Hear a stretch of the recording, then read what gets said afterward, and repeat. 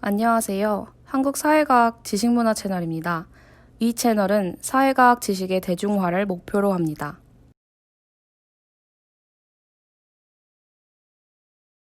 그리고 이제 대형 단계에서 아까 말씀드렸던 A와 B의 팀이 합쳐져서 이제 중형이 됐고, 여기 이제 대형이 되기 위해서는 좀 더 새로운, 이때는 이제 같이 다른 팀을 연합하는 형태는 아니고, 새로운 어떤 전공을 가지신 선생님들을 저희가 이제 함께 초빙을 해서 받은 형태의 대형 단계로 갔습니다. 그래서 경제, 법, 사회, 복지, 홍보, 교육, 이런 쪽이 함께 가는 형태로 이제 대형 사업을 가지고 가게 됐고요.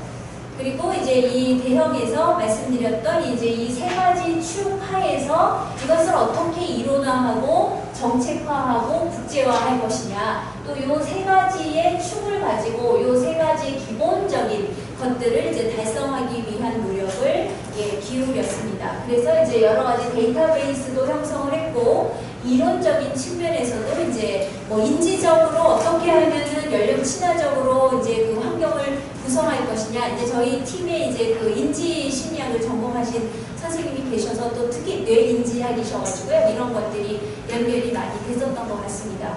이런 것들이 또 이제 각 그 지방자치단체에서 어떤 조례라든가 이런 것들로 또 많이 만들어졌고, 조례를 개정하는 그런 계기가 되기도 했습니다. 그래서 이제 여러 가지 그런 교육제도라든가 고용제도라든가 특히 세대의 질 어떤 갈등이라든가 이런 것들이 이제 굉장히 중요한 이슈로 그 고령화 사회에서 이야기가 되고 있는데, 저희가 이제 지금 현재는 이 어떤 세대들이 주로 이제 갈등에서 문제가 되느냐, 특히 청년과 중년, 중년과 노년, 청년과 노년, 이렇게 해서 각각의 연령 집단들 사이에서 어떤 이슈들이 세대 갈등으로 또 많이 얘기가 되는 것이냐 하는 것들을 지금 현재 연구하고 있는데요. 재미있는 거는 청년하고 노년, 그러니까 연령이 좀 이렇게 뜬 그런 집단들이 서로 굉장히 갈등적인 것들이 많이 나타나더라고요. 그래서 가까이 있는 연령보다는 조금 더 세대가 차이가 있는 그런 연령들이 조금 더 이제 그 서로 이해를 하지 못하는 이런 것들을 또 볼 수 있었습니다. 그리고 이제 여러 그 다른 외국에 있는 센터들과 함께 저희가 MOU를 체결한다든가 하는 노력을 통해서 이제 함께 연구를 해오고 있는데요. 그 중에서도 일본의 이제 고베대의 액티브 에이징 연구센터의 선생님이 저희 연구진으로 사실 합류를 하셨었는데, 이분이 이 센터의 센터장이 최근에 되셨습니다.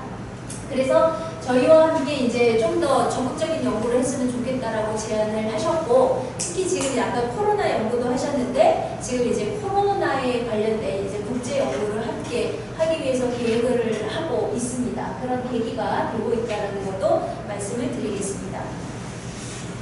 네, 그 다음에 이제 저희가 연구소 특성화 전략으로 세운 것이 이 네 가지입니다. 연령 통합의 허브, 데이터 뱅크, 그 다음에 네트워킹, 또 연령 통합의 교육 및 홍보. 네, 그래서 이제 허브의 역할을 수행하기 위해서 이제 이런 그 연령 통합과 관련된 정책 아이디어의 발굴, 또 싱크탱크의 역할, 또 다학제적인 융합 연구, 또 정부 연구소라든가 정부 기관들과 공동 연구를 수행한다라든가, 차세대 과학자를 어떻게 양성할 건가. 그래서 학문 후속 세대로서 이제 포스닥 선생님들이라든가 저희 박사과정, 석사과정 학생들과 함께 연구하는 이런 토대들도 잘 구축을 했었고요. 그리고 이제 데이터뱅크로서 저희 이제 홈페이지가 구축돼 있어서 거기에 이제 데이터뱅크들을 쭉 계속 업데이트해가는 그런 과정들로 이제 자료를 업데이트하고, 또 필요로 해서 저희에게 요청을 하시면 자료를 제공하는 그런 그 활동도 하고 있고요. 그리고 연령 통합 및 세대 통합이라고 하는 서베이를 저희 연구소의 브랜드 서베이라고 해서 주기적으로 실시를 하고 있습니다. 그리고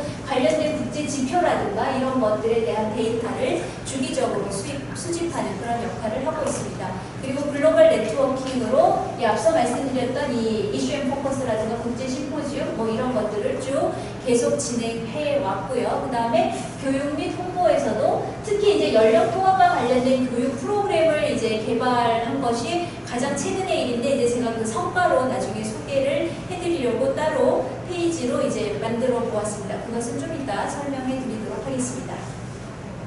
네, 그리고 활동 및 성과에서 브랜드 서베이 이미 말씀드렸죠. 그래서 브랜드 서베이가 이제 저희가 2년마다 하지만 실제 지금 10년 동안 저희가 연령 통합과 관련된 실태 조사를 7번 실시 실시했더라고요. 그리고 또 이제 대표적으로 이 7번 실시했던 조사들 보면은 척도 개발이라든가 연령 통합에 대한 인식 조사, 그리고 고령 사회를 대비한 그 세대 인식 조사, 이거 외에도 뭐 질적 연구라든가 뭐 이런 부분들의 연구도 이제 상당히 많이 수행을 했고요. 또 선생님들께서 개별적으로 이제 그 부분 어떤 연구들이 필요하다고 하면 그런 부분들을 지원해서 소규모 연구도 했습니다. 그리고 또 하나는 여러분들 잘 아시는 그 한국의 그 종합사회 조사라고 하는 거, 코리안 제너럴 소셜 서베이라고 하는 거를 이제 성균관대에서 하고 있는데 저희가 또 함께 해서 지금 이제 2번째인데 이번에는 좀 조사가 무산되는 것 같더라고요. 도저히 그 코로나 때문에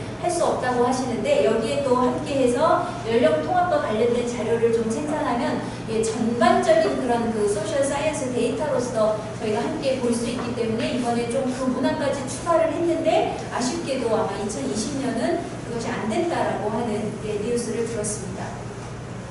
그 다음에 이제 말씀드렸던 여러 가지 기획 활동했었다라고 하는 것이고요. 저희가 특히 독거노인이라든가 뭐 저출산 고령사회 기본 계획이라든가 노후준비 서비스라든가 특히 이제 제2 인생이라고 하는 것이 이제 중요한 거기 때문에 그것을 계획하는 것이 이제 중요하기 때문에 저희가 또 정보에 참여해서 이런 것들을 했고 기재부에서 또 연락이 오더라고요. 재밌는 거 여러분들 이제 이 연구를 계속 하다 보니까 기재부에서 저희를 찾아내셨어요. 저희를 찾아내셔서 저희 연구소에 연락을 하셔가지고 그 고령화에 대한 대응 여기는 이제 투자 방안이지만 제가 여기인가요? 국민경제자문회의에서 이제 저희랑 이제 이런 그 연령별 고령화 정책 뭐 이런 것들도 좀 함께 했으면 좋겠다 하셔가지고 저희가 올해 이런 것들을 수행했고 또 덕분에 또 외국까지 다녀오라고 하셔서 해외까지 다녀왔습니다. 사실 이게 그 코로나가 터지기 전 1월 말에서 2월 초 사이에 다행스럽게도 다녀올 수 있었는데요. 그렇게 해서 연구가 수행되기도 했습니다. 그래서